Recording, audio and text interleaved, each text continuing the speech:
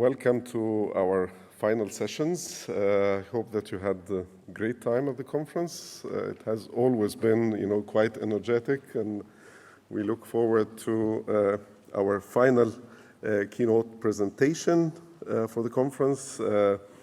It has been quite challenging to get this set. I've been, my name is Sharif Hashim. I'm the chairman of the new board of directors of FIRST. It's my second year on the board. Has been quite dynamic process organizing and setting up the floor for this conference to happen. So without further ado, I'd like to introduce our diamond sponsor, AWS, and we have Emeric Taburan. I hope that I got your name close to right. From AWS Security. AWS is the world's most comprehensive and broadly adopted cloud platform. Millions of customers trust AWS to power their infrastructure and applications. Organizations of every type and size are using AWS to lower costs, become more agile, and innovate faster. AWS provides on-demand delivery of technology services via the internet with pay-as-you-go pricing. You can use these services to build and run virtually any type of application without upfront costs or ongoing commitments. You only pay for what you use. AWS gives you more services and more features within those services than any other cloud provider. This makes it faster, easier, and more cost-effective to move your existing applications to the cloud and to build anything you can imagine. Hey everyone, my name is Emeric. I work for AWS Security Operations here in Dublin. So first, thanks everyone for coming to my city. It's not actually my original city, but I've made it home and I really like it there. I'm going to talk to you today about my love and hate relationship with acronyms and code names so as to introduce Dr. Baines here. I'll start with a figure, 7,341. When you join Amazon, they say, one of the first things they say is like, don't worry about it, everything is in a wiki, you don't have to remember anything. And they point you to a wiki page with, it's named the acronyms wiki page, and there is 7,341 entries. So, easy peasy, right? We also love our code names. I mean, who doesn't in this industry? Raise your hand if you've created or contributed to software names named after a Star Wars character. Anybody? Lord of the Rings? Yeah, we have these, and we have, of course, countless variations of dragons, cats, ponies. They are pretty popular these days as well. And I guess there's no downside in most cases to using fun acronyms. I mean, it's part of the fun at work. But for me, for my day-to-day job, it actually makes life harder. So I work for AWS Security Operations, and one of the things we do, you can take a parallel in the networking to the default route. If anybody at Amazon, or even partners or customers, has a concern, whether it's perceived or real, a security concern about an AWS services, they come to my team, right? So what we do, what my team does is, obviously there's a lot of triage. We validate if there is a security issue.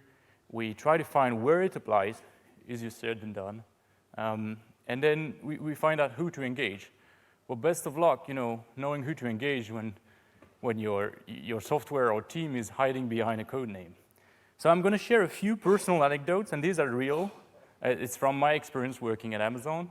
My first week of on-call on that team, I was a security engineer 7 years ago, or 6 years ago, and I made a couple of mistakes. One of them is I didn't know my Muppets. I'm not American born and raised, so I didn't know my Muppets. And apparently I learned that Muppets are actually a British thing, so I'm still not good at it. And I engaged the Cookie Monster team. Well, actually, I had to engage the Elmo team. So it turns out these are two different teams, but they actually report to the same manager, at least on Amazon. I'm still not sure about the show. Another thing we do is we have a very large presence. We have a presence global, and we use airport code to refer to location. And one of my first executive report, there was an issue happening in Beijing, capital of China, airport code BJS. And I really wanted to be part of the team. I was like 1 week in, I wanted to be like doing the same as the rest, and I referred to it using only the first 2 letters of the airport code. I'll let you think it through, but I definitely made an impression there.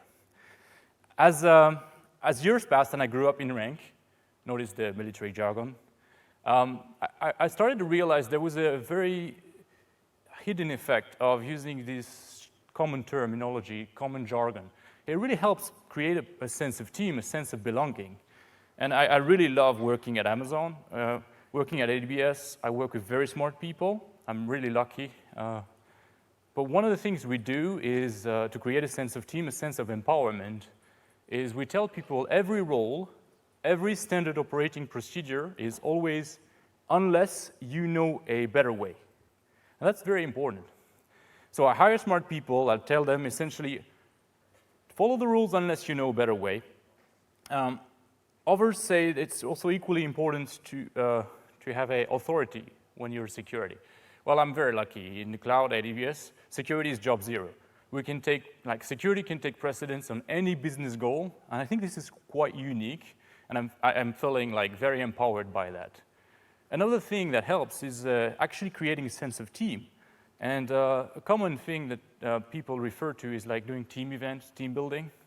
And true story, again, personal anecdote, 3 weeks ago, my senior manager was very upset because another team got a super awesome budget to go skiing in the Austrian Alps as a team building event, and he was really mad at that. We didn't get the budget, but I did remind him, I think Don said yesterday, never let a good cybersecurity incident go to waste. I did remind him that last winter, our whole team was together in a team building exercise in December, only there wasn't much snow. It was called Log4Shell. The point being, and the point I'm making is, we didn't have to ask. Everybody, and again, true story, everybody showed up. So I know that we got something right. I know that we've succeeded in building something bigger than ourselves. We have this sense of collective duty. We got it right. But as I approached the talk of today of Dr. Baines, I was thinking, what if there was a dark side to this imagery, this jargon? What if there was a better way? What if it was intimidating? I think we should find out. Ladies and gentlemen, Dr. Victoria Baines.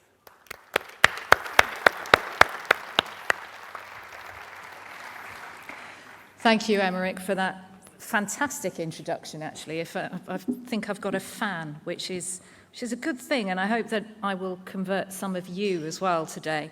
So my name is Victoria Baines, and I like to play dangerous games.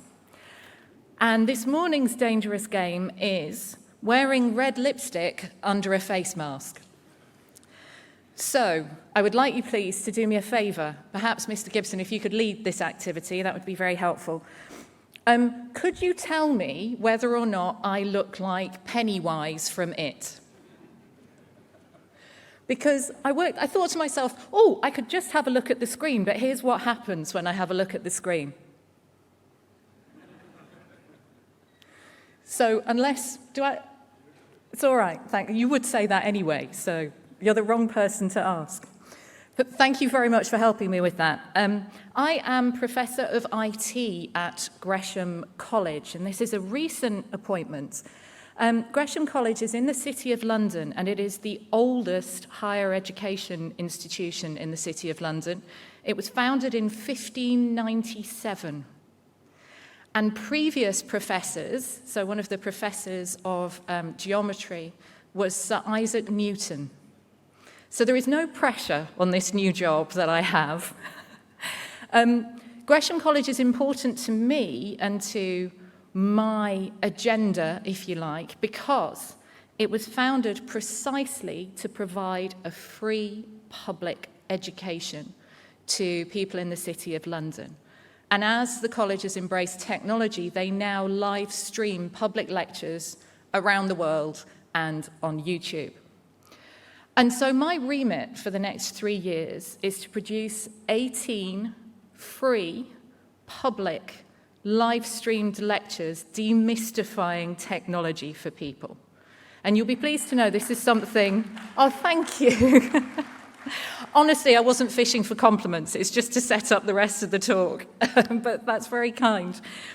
And one of the things that is really, really close to my heart is how we engage with members of the public who aren't us on cybersecurity. So my lecture series for this coming year, starting in September, gresham.ac.uk, quick plug, is Cybersecurity for Humans. How can we humanize cyberspace? So I would like you to come with me on a very brief journey where we have to pretend, we have to do a bit of make-believe. And our pretending is that we aren't information security specialists. And I'm not suggesting that you have to pretend that you're your grandmother or your aged aunt who doesn't understand technology at all, but just think, you all have friends who don't work in information security. You all have contemporaries, you go out for a beer or you go out for a coffee with them. They also want to know about technology and about cybersecurity in terms that they can understand, and most importantly, they want you to communicate with them in a way that empowers them to do something about it, concrete steps that can protect them, their families and friends, their businesses. So that's the mindset for this particular session. Now, I don't have an academic background in computer science. And I am one of those people, I'm one of those irritating people who goes on podcasts and does interviews and things like that, goes to diversity events and says, you don't have to have a computer science degree to work in information security.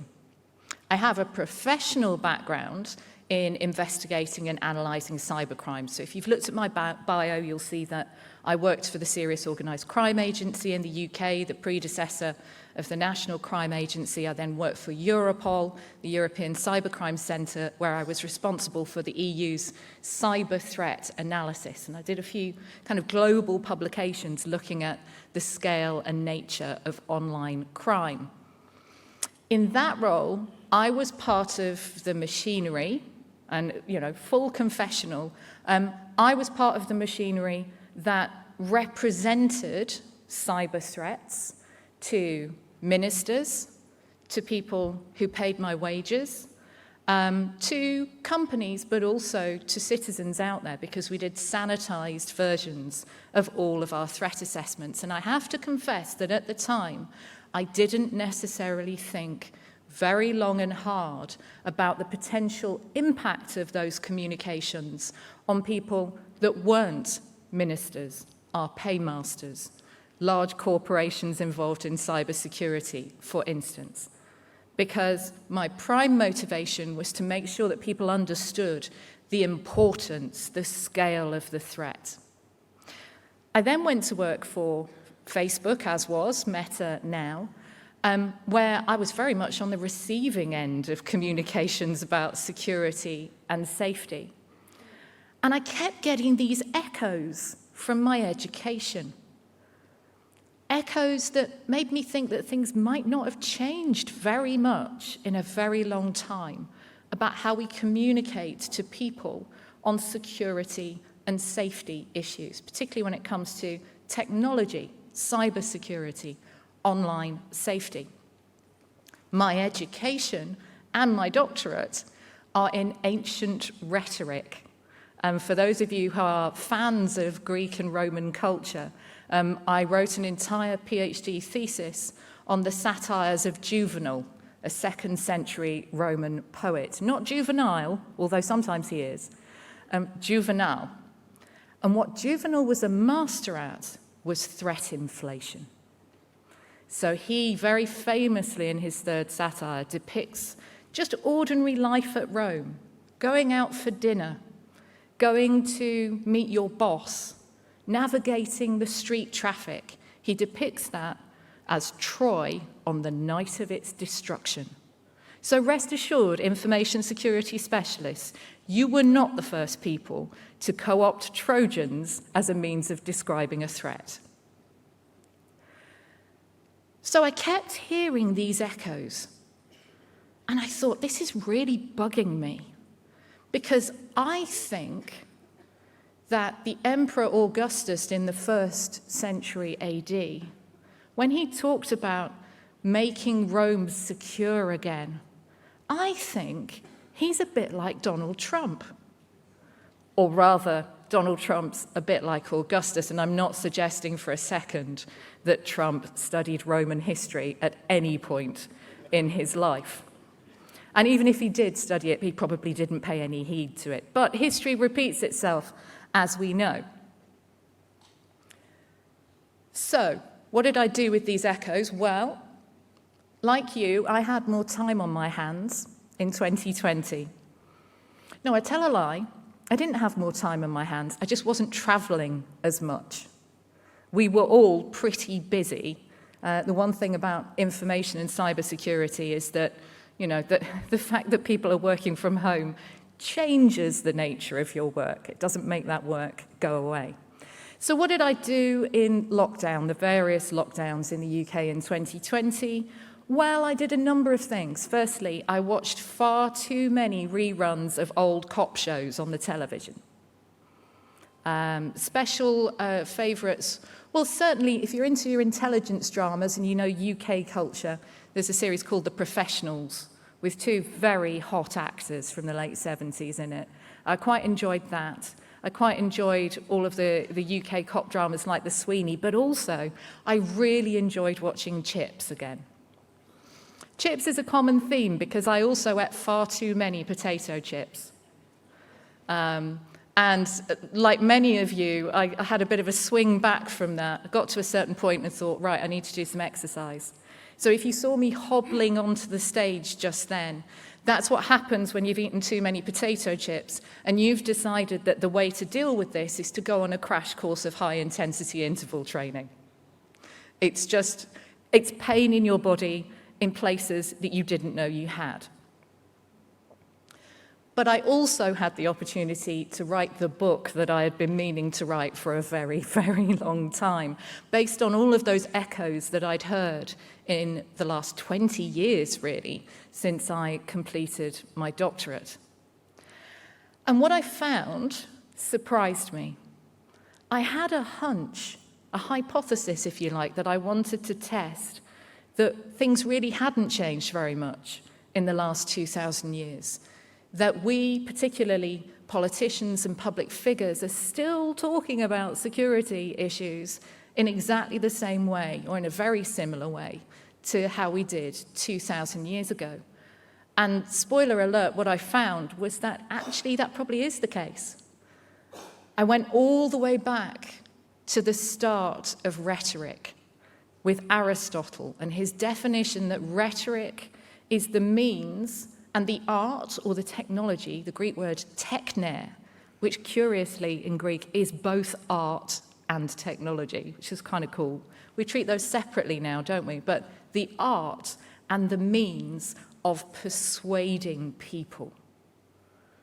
So I want you to keep that with you, the idea that every time we communicate about cybersecurity with any stakeholder group, we are seeking to persuade them of a particular framing of that issue, a particular framing of that threat. It doesn't make us dishonest. It just means we come to it with an objective of getting that other person to agree with us about how we see that problem. I analysed the US national security strategy. And for those of you who are familiar with US security, you'll know that the US national security strategy is a long policy document. But at the front of each one, there is a preface, apparently written by the US president, and I would argue in his own voice. So even though he has a team of staffers to write this thing, by doing a really close reading, by analysing these texts in exactly the same way as I analysed my Roman poets and my threat inflation from 2,000 years ago, I was able to identify that authentic voice. You'll be unsurprised to hear that Trump's preface is like a word salad. It's amazing. He just kind of fires images at you, seemingly out of a cannon, and they kind of land in the right place. the right words, the right terminology, but a personal security cult that is very, very similar to that generated by Roman emperors. That's by the by. I then did another chapter on online safety rhetoric, and particularly how in certain countries there's a dynamic relationship between the tabloid media and government policymakers, such that the sensationalization of online personal safety issues kind of contaminates the public discourse, contaminates how regulations are developed.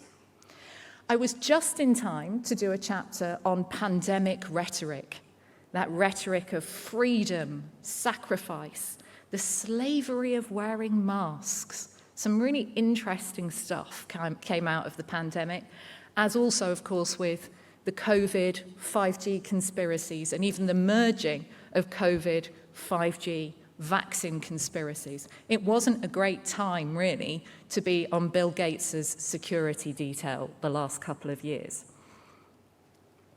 And you'll be relieved to hear, I did a chapter on cybersecurity.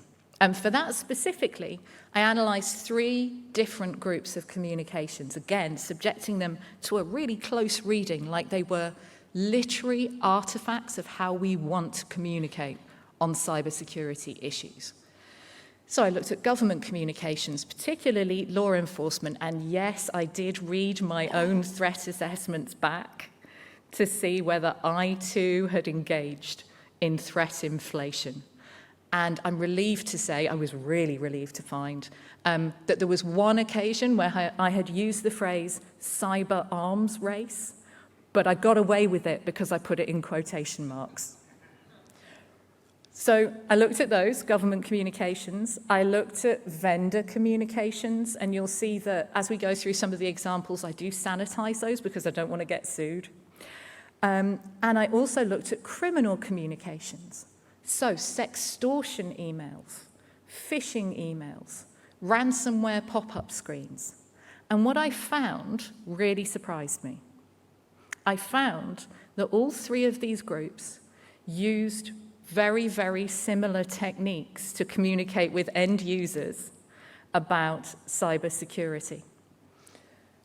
And 2 of those are summarized here. So firstly, amplification, which in rhetorical terms, Aristotle would tell you, Cicero would tell you, is hyperbole, or the Latin word amplificatio, it's where it comes from, exaggerating the threat. And I don't mean outright lying about it, but perhaps using statistics in creative ways. Perhaps talking about the fact that the threat is getting graver and graver every day without having the statistics to back that up. Perhaps, and I have certainly done this, and I'm sure some of you have, so, don't feel too hard on yourself. Talking about cybercrime as growing exponentially? What does that actually mean? Have you got the data to back that up, or is it just a gut feeling, or is it something that we keep telling each other, that cybercrime's growing exponentially because we all need more resources to fight it, right? Okay, amplification, but also that sense of urgency. And we do that in several ways. We talk about cybercrime and evolving cyber threats as being novel. There's a new threat coming out. 0 days, when we talk about 0 days, they're in the wild. Oh my God, they're here now. We need to do something right now. We need to do something immediately. But also the idea that if you don't click that link, if you don't buy that thing, something catastrophic will happen very, very soon. So, if you're a security policy wonk, like I have been for a government or for an international organization, you say, we absolutely need to do something about this now, because if we don't, we're all going to hell in a handcart. It's going to be catastrophic. Give us more money, please. Completely understandable, completely legitimate in that context. But amplifying and making that threat more urgent for your end users might not empower them if you don't give them the information that they need to protect themselves and to protect their assets. So we need to have a bit of a closer look at that. What else do we do? Well, if we're thinking about click on the thing now, and we'll have a couple of examples of this. Cybersecurity vendors will say, you're under threat, buy this thing. Not you're under threat, here's a really good package, or not always, here's a really good package of awareness and information that will help you to protect yourself, but buy the thing. Buy the thing, and then you don't have to think about this ever again, just buy the thing. And if you think about a criminal approach, a criminal email, a ransomware pop-up screen, pay us Bitcoin, and then you won't have to worry about this ever again. If you don't, everybody is going to see you having a really, really nice time on YouTube. Click the thing, pay the thing. Don't empower yourself, you're powerless. So then I can't leave you there, can I? I have to think about, well, if it's so, Victoria Baines, if you're so clever and you're able to point the finger at us, what are the better ways of doing it? What are the alternatives? So I did look at the alternatives. Maybe scaring the hell out of people and panicking them isn't the way to make people safer and more secure, or might not be the most effective way, and certainly might not be the only way. So I looked at some alternatives, and we'll see some of those in a couple of seconds.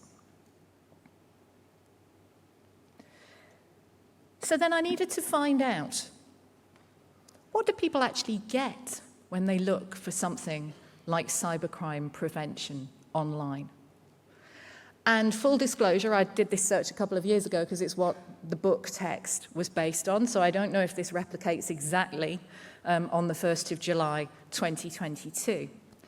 But I Googled cybercrime prevention, and I thought, well, I'm just as interested in visual rhetoric, the imagery, as I am the language. And this is what we came up with as the first screen of search results. So what are we seeing here?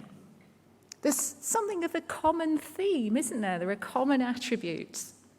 We've got barriers, whether it's police tape or whether it's padlocks, chaining up your screen. Chaining up your keyboard is apparently a valid cybercrime prevention technique, presumably because it means you can't engage in anything online.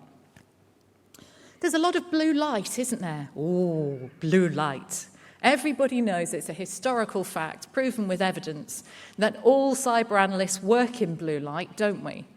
And that's why so many of us have to wear spectacles.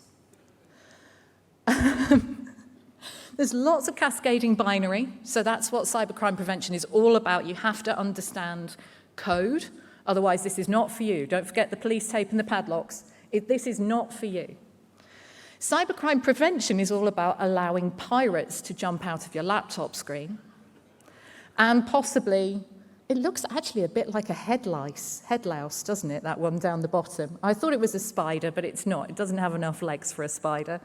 But there are things coming out of your screen, so absolutely, don't, taping up your screen is not going to be sufficient if a pirate's coming out of it. You probably just need to put your computer somewhere where the bad guys can't get to you.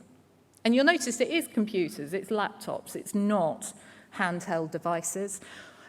We have one really important exception, and I don't know what their search engine optimization is like, but I do really like the 1 second from left on the bottom. That's the government of the Philippines. That's the Philippines National Police. So shout out to anybody from the Philippines. This is great. This answers the question of cybercrime prevention tips. There they are. Who are the people who engage in cybercrimes, according to this Google image search? Well, they look like they're guys, but they tend not to have faces, which is kind of weird. They wear a hoodie because, as everybody knows, anybody who works in tech wears a hoodie.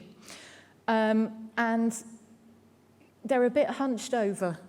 There's obviously a few problems with shoulder and backache, maybe a little bit of sciatica. So we've got some consistency there, haven't we? But mainly, this is not for you unless you're that person and you really like working in blue light. That dominant image of the faceless guy, because it does appear to be a guy, according to the build, in the hoodie with cascading binary is quite a dominant image. We see it all the time on media. Until August 2020, it was also the image that greeted you on the FBI's cybercrime prevention website.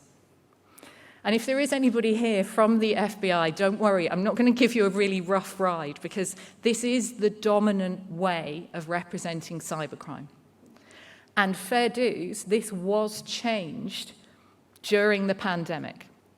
So, you know, there is it looks a lot more accessible now. This is a Shutterstock image, which you will see replicated all over cybersecurity news stories.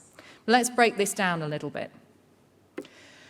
Who is this guy? Because he does appear to be a guy from his hands.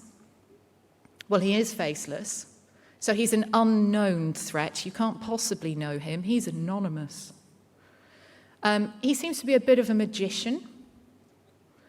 He's magicking up these numbers in front of your very eyes to the backdrop of cascading binary. We've got rapacious hands, haven't we?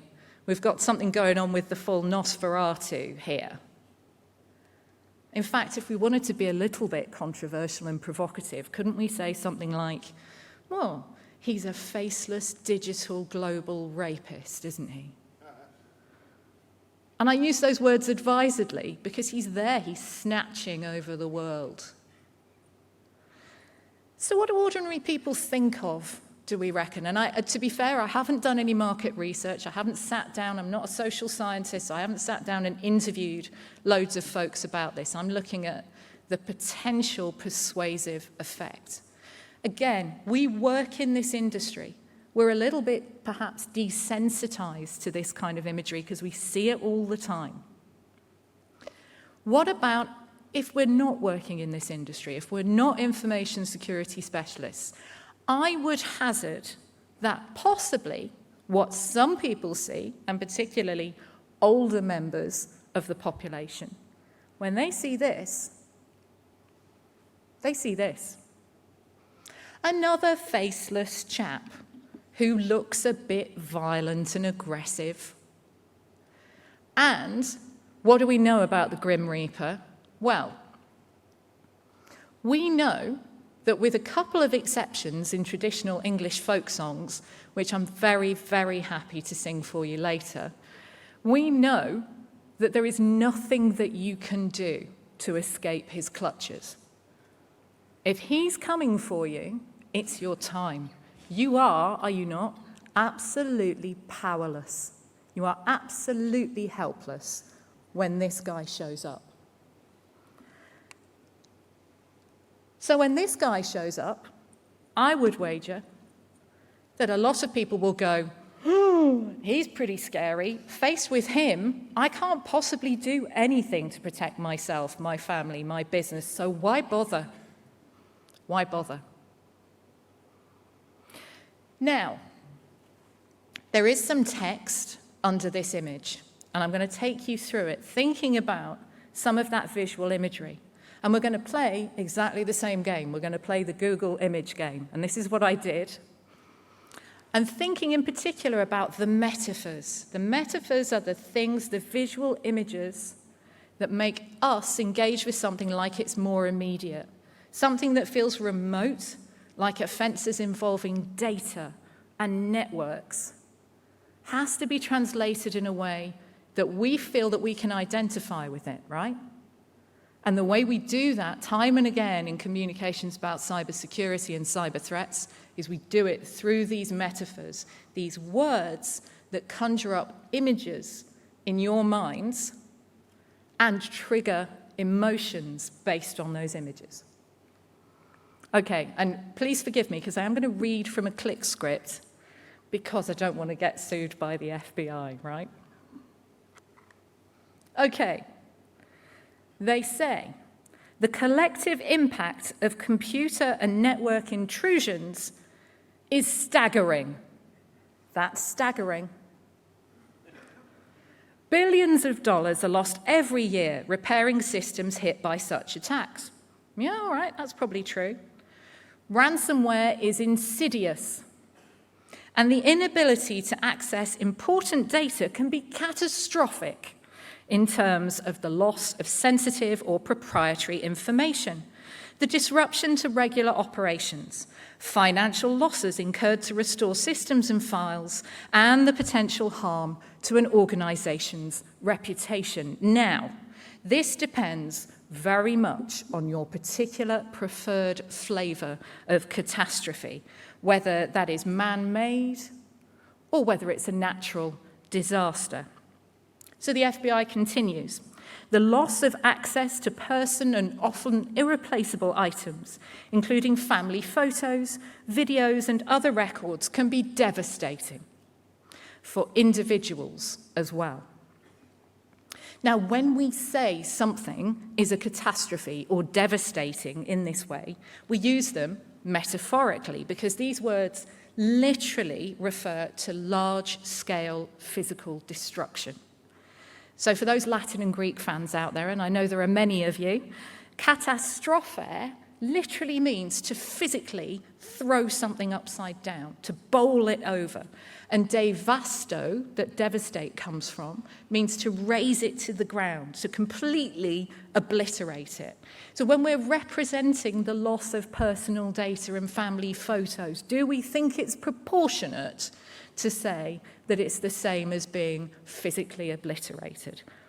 It's upsetting, it's disruptive. It might not be catastrophic and devastating.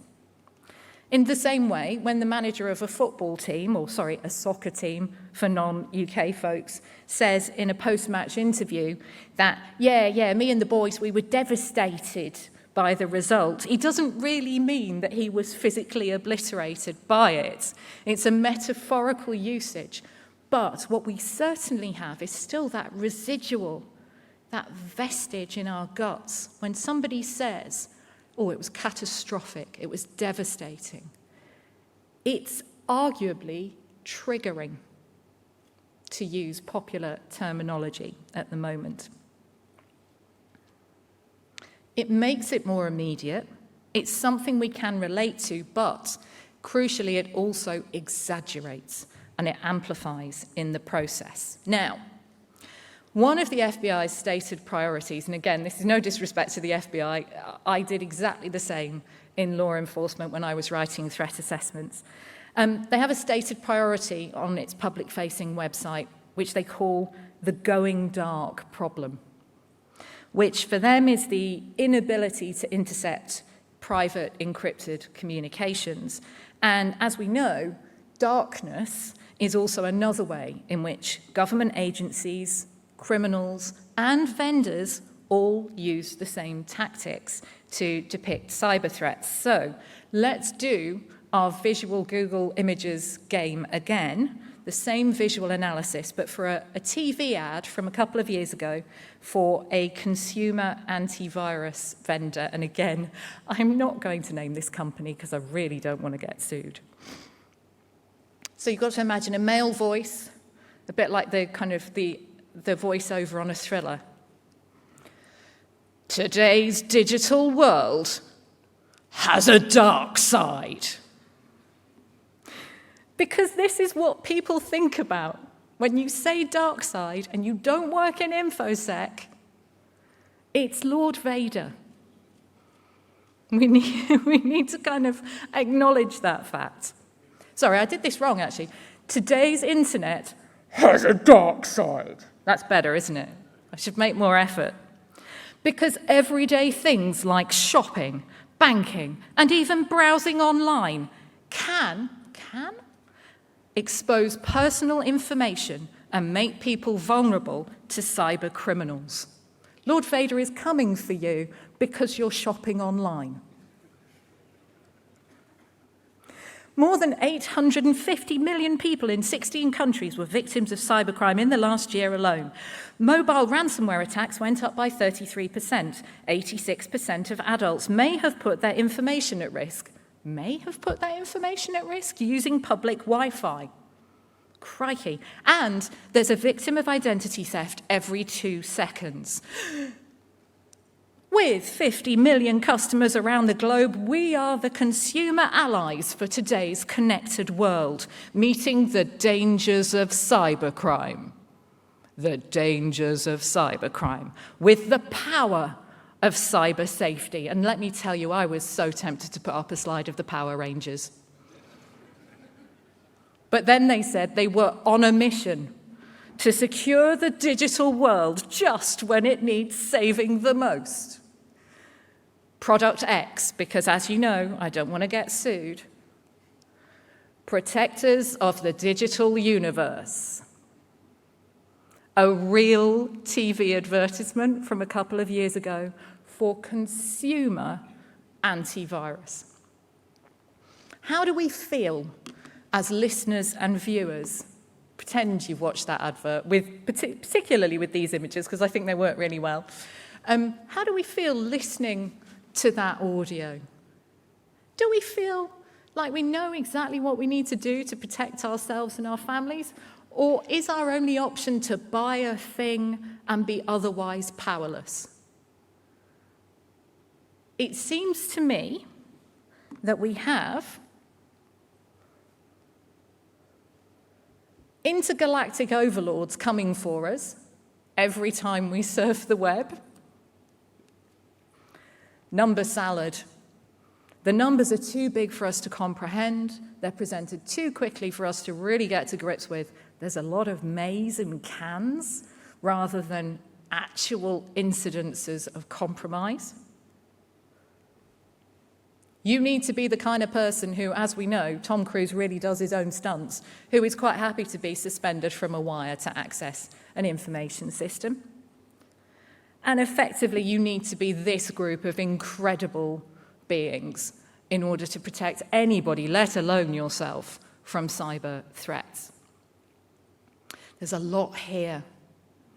And I would say that even though this is a couple of years old, we're still seeing it, and we're still seeing particularly the macho military side that's attached to all of this love of science fiction, which is completely legitimate. But just because you work in cyber and just because you like science fiction doesn't make you an intergalactic cyber warrior. It does sometimes, all right? I'll give you like 5 minutes a week when you can be the intergalactic cyber warrior. And it does with certain audiences. But I just don't think this plays out very well with ordinary people at home, who aren't just ordinary people, are they? They're extraordinary. They want to know what to do to protect themselves. They own businesses. We talk all the time about how we can't reach small and medium-sized enterprises. These are the people you are trying to get to when you communicate in this way. I am a particular fan, because I like my animals, and I do. Emmerich and I were having a chat about the Muppets earlier. I am a huge Muppets fan. So in any group like this, I'm always rooting for the animal. And I'm not particularly interested in people. And Rocket Raccoon, great name, but he could be the name of a cyber threat, couldn't he, in current parlance? Rocket Raccoon, Fancy Bear, Bashful Panda is one that I would like to see adopted. But my favourite, and you can have it for free, is Demonic Sloth. I think that's one I would really, really like to see in a cyber threat report in the next few months. Please and thank you. It's a fly point, but it does, I think, illustrate, as much as, Emmerich was talking about acronyms, I have a whole section on acronyms that you'll be relieved to hear I'm not going to take you through. But when we dress up APTs as fantastic animals, we are making this so much more remote for people that aren't already part of our in-crowd. We're playing to ourselves. We're not playing to people who aren't already information security specialists. There's one threat report from the last few years, and again, I'm not going to name it, that describes their staff as seasoned cyber warriors doing hand-to-hand combat with malware.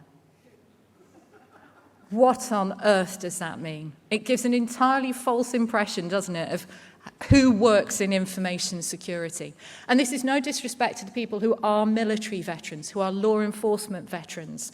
You are a very important contingent of the information security workforce. But you shouldn't be the only contingent. Everybody should be able to work in information and cyber security. And if you don't recognize yourself as an astronaut, if you don't recognize yourself as a science fiction character, if you don't recognize yourself as someone who is comfortable wearing Kevlar, you also are entitled to work in cyber security. So here's what I think, all of that imagery that I've presented to you, what I think it does. I think it makes our potential clients, our citizens, the people we're trying to protect, I think it makes them feel very, very small and powerless. But I think it risks two other very important points, at least in relation to the information security workforce and the cybersecurity industry. Because by saying that we are superheroes that are always going to rescue catastrophic situations all of the time, we are putting unrealistic expectations on ourselves, on all of us. And we know two things. We know we have a burnout and human resilience problem in information security. So why would we keep generating these unrealistic expectations of the people who work in InfoSec? Equally, we know we have a recruitment problem. We know we can't get the skills. And yes, we still insist on 3 to 5 years experience for entry-level roles, a ream of certs for people who can't possibly have got them. That's a different discussion. But equally, if a young person or an older person transitioning careers wants to work in cybersecurity and they don't see themselves in that Kevlar-wearing intergalactic cyber warrior mode, we are failing on recruitment and we are failing on retention. We need, in the interests of diversity and inclusion, but also just to survive as information security as a discipline, to broaden this out, to think about the images that we are conjuring when we communicate in this way. This is something that's very close to my heart because I'm a member of the Worshipful Company of Information Technologists in the City of London. It's the IT Guild, and I chair the security panel there. And one of the things that it's my job to do is to make sure we have as diverse talent as possible in cybersecurity in the UK, not just because it's the right thing to do, but because from a business perspective, that's how we're going to survive, by not recruiting in that image all the time. So how can we do this differently? I did promise you alternatives. And no, I'm not on commission from Disney, but I do think there are worse things we can do than look at Wreck-It Ralph, Ralph Breaks the Internet. So hands up if you have seen this movie. Do you know, I thought there might be quite a few of us in this particular audience. That's great. It's okay to watch kids' movies, and I say that as a die-hard Muppet fan. Ralph Breaks the Internet. For those of you who haven't seen it, Ralph and his friend, Vanellope von Schweetz, they go into the internet, and the internet is represented as a physical place. It's fantastic. So they're driving around, and there are, eBay hoardings, PayPal hoardings, Facebook hoardings. So imagine Blade Runner with all of the lit billboards and things flying past, but it's the internet. It's a physical place that they've entered. Now, Ralph gets dumped by Vanellope because Vanellope is absolutely obsessed with this driving game, which is beautifully named Slaughter Race. And Vanellope is so obsessed with Slaughter Race that Ralph just can't get her attention at all. So he is approached by a gentleman called J.B. Spamley. on the right-hand side there, who's an advertising merchant, who says, no, it's cool. I can introduce you to this guy down in the dark web. So they go down physically in an elevator to the dark web.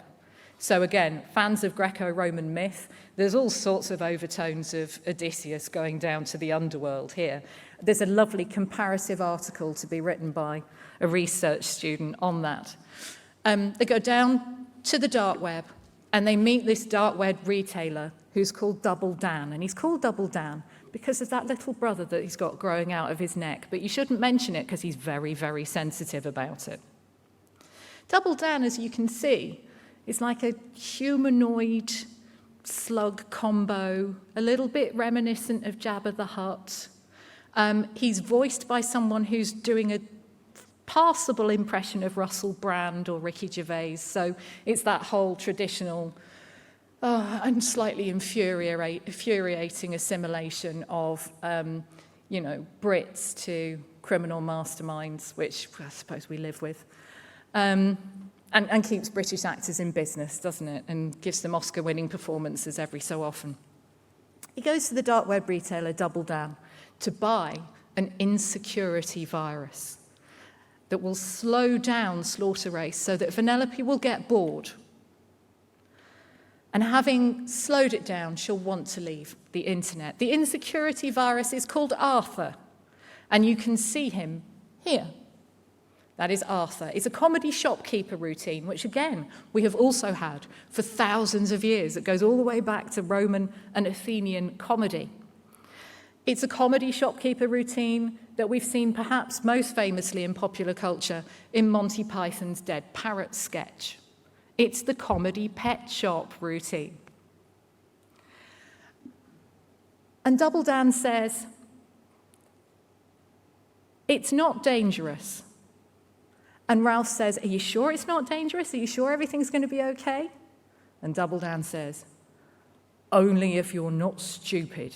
You're not going to be stupid with it, are you? Dramatic irony. You can see how the whole thing is going to be set up. Now, we're making this more accessible for people who aren't specialists. And yes, ostensibly, it's for children. But clearly, this is one way of representing what can go wrong on the internet, because it does go wrong. There's a bit of a spoiler, isn't there, in the title, Ralph Breaks the Internet. And it's not that it's not scary. When Arthur comes out of that toolbox, boom, it makes kids jump. It made me jump. I'm the kind of person who can't watch horror movies and then go to sleep. So that's just me. So we're not saying that cyber threats aren't serious or scary. We're just making them a little bit more accessible for people and showing them the consequences in a way that they can understand and that they can relate to without necessarily scaring the hell out of them. So that's one means of doing it. Here's what I think we shouldn't do. And I've been very, very careful to sanitize this in such a way that hopefully, again, I won't get sued. This is something that appeared last year, and it is a cybersecurity vendor's website. We have all lived through a global public health emergency, and it's not over yet. But we've seen a certain amount of ambulance chasing with regard to likening the pandemic, the real pandemic, to cyber threats. So let's have a look at this. Prepare for a cyber pandemic. Secure your everything now. Push the button now. If you don't push the button now, you're going to die of a computer virus. People and organizations have suffered greatly from the coronavirus pandemic, so it is really consciously exploiting COVID. Many critical lessons are being learned, but none more important than that another devastating crisis could be brewing. Wow, you're already hugely sensitized and fearing for your own life and those of your loved ones. But you need to panic even more now because something worse is coming. A catastrophic, remember that word, cyber event has long been envisaged. And with today's digitally connected world, a global cyber pandemic is now a reality. Is it? Is it really? No, I don't think it is. What you wanted to get across there was cyber threats are important. That was all you were entitled to get across. Not that it was as bad or the next bad thing comparable with deaths from COVID. That said, and I would say this is hugely tasteless and inappropriate, but that said, I do think we can treat cybersecurity as a public health issue. And I'm not the first person to have said that. So researchers for the last 10 years have been looking at how we can treat cybersecurity as a public health issue. And again, I'm not talking about some of the stuff that you guys work with, national security threats, protecting critical infrastructure, but some of the lower level stuff that we actually need ordinary people to engage on. This is exactly what we should be treating as a public health issue, because we can look at cybercrime in terms of preventing communicable threats, like communicable diseases, non-communicable threats, and we can address cyber risk behaviours. It maps perfectly to a public health framework. And one thing we do know about the COVID pandemic is, as much as you and I will have been frustrated by people who didn't want to wear masks, who didn't want to keep a distance, who didn't want to sneeze into a handkerchief or blow or cough into their elbows, what we saw was that time and again, there were millions of people who did. Millions of people in the community who were quite happy to protect themselves and others by doing exactly those things. So as much as we think that perhaps at our most or our least charitable, that people aren't smart enough or they don't care enough about cybersecurity to protect themselves and others, we have this as a precedent. People can wear masks, people can keep a social distance, people can get vaccinated. So I would advocate for a public health approach to cybersecurity, but I'd like it to be a little bit more like some of the traditional public health campaigns that we had. Now, I was a child of the late 20th century, and we were very much living with the legacy of 1940s public health campaigns. Coughs and sneezes spread diseases. Okay, so how would that work? Cyber coughs and sneezes spread diseases? That needs more thought. But it can be as simple as that. It can be as easily communicated to members of the public as that.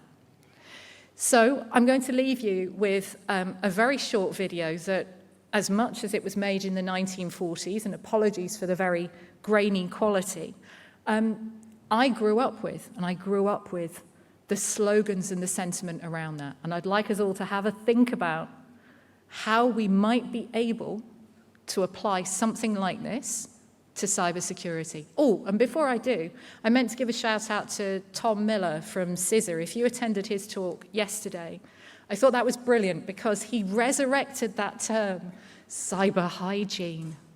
Cyber hygiene, we used to talk about it all the time, didn't we? Cyber hygiene, digital hygiene. And then it fell away slightly. But this is exactly what we're talking about, cyber hygiene. It's perfectly possible.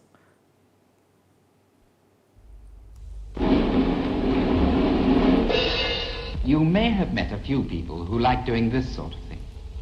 They're a nuisance, I agree, but pretty harmless. You have certainly seen thousands like this. They're not a nuisance, they're a real danger.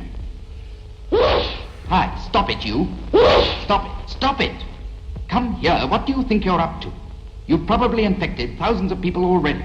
What do you think this is for?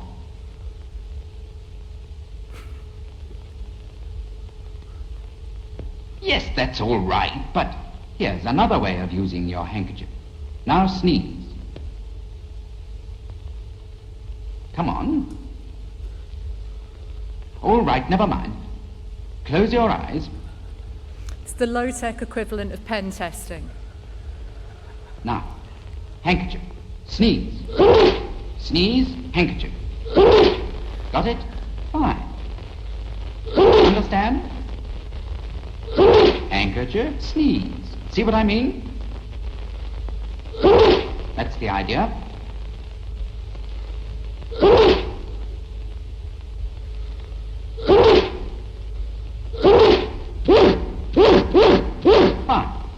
Now you can carry on. So I'm going to leave you with that. I absolutely love it because what does it do? It tells you what the problem is, and it also tells ordinary people exactly what they need to do about it. Now, fair dues, the guy does give him a handkerchief. What the guy doesn't do is say, sneeze on me so that you don't have to sneeze on anybody else. And when we're encouraging people to buy things, we're not empowering them to protect themselves and others. So it would be lovely if we could have a bit more of a think about that. Now, I'm not saying you all need to change what you're doing. Keep doing what you're doing because what you do is amazing. You are protecting our nations, you are protecting our societies, you are protecting all of these people that I have referred to in this talk. But what I would ask is that the next time you have to communicate directly with those citizens, you just have a think in the back of your mind about, am I actually empowering them to protect themselves, or am I just scaring the hell out of them? Because I would wager that the more you can do the former, empower them to protect themselves, the less of a headache you are going to have eventually. Yes, you're still going to have to fight off the fancy bears and the bashful pandas and the demonic sloths and Rocket Raccoon. But the low-level stuff might actually improve if we can have more of a public health approach to cybersecurity. And with that, I'm going to thank you very much indeed for your time. Thanks a lot.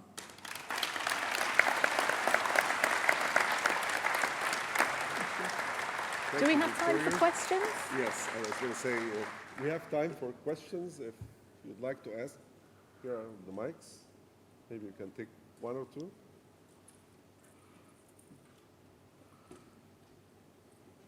Hi. Okay, let's see if now it's on. So you gave many examples of bad communication. What would you offer as the best examples of good communication in cybersecurity?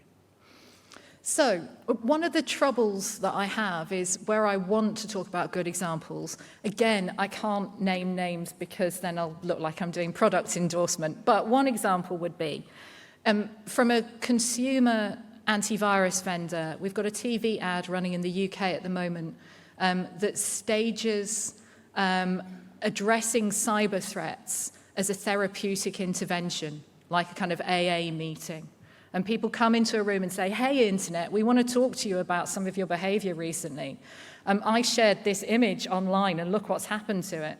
And then someone else says, I've just been asked for Bitcoin. What is a Bitcoin? And it's a really humorous but important way of telling people that, okay, by buying a product, they can get back in control of what they're doing. So that would be one from the consumer side. I think, and I can name names in this regard, but I think CISA in the US, to a certain extent also the National Cybersecurity Centre, the NCSC in the UK, they do great communications for different stakeholder groups. So, communications for small and medium-sized enterprises. We had a great campaign in the UK that started during 2020 looking at COVID scams. And a line was set up, a kind of email reporting mechanism, online form, simply nothing more than that, where people could report phishing scams that were related to COVID. So, counterfeit stuff, counterfeit vaccines, etc. Fraudulent, scams related to benefits claims. People reported in their thousands. So giving people an opportunity to be the marshals themselves, to get actively involved in cybersecurity and countering threats is a great way to do it, because you're taking people with you then rather than just talking at them. So those would be a few, I think. Hello, thank you for the presentation. I have issue every time when I read data theft, because for me, theft means I don't have it anymore. So with your experience, can you comment what's going to be future? Will we think that mobile phone theft is still what I have, mobile phone or bicycle?